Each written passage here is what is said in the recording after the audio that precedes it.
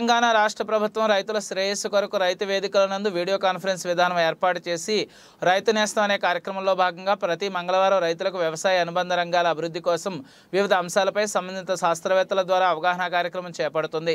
అందులో భాగంగా మంగళవారం మెదక్ జిల్లా రామాయంపేట మండల కేంద్రంలోని రైతుల వేదిక నందు రామాయంపేట వ్యవసాయ డివిజన్ పరిధిలో గల వివిధ మండలాలకు చెందిన రైతులు, డీలర్లు, వ్యవసాయ విస్తరణ మండల వ్యవసాయ అధికారులతో సమావేశం నిర్వహించి అవగాహన కార్యక్రమం నిర్వహించడం జరిగింది.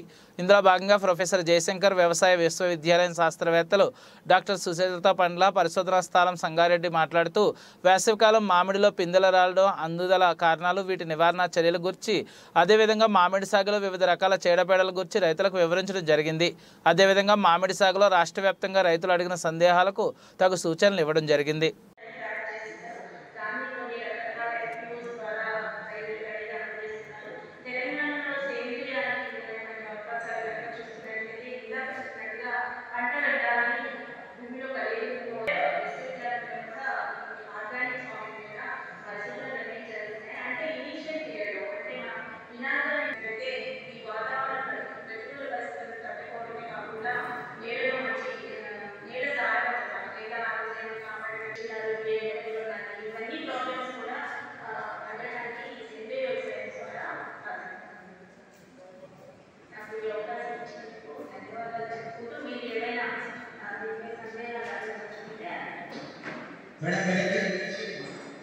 मैडम मेरे जिला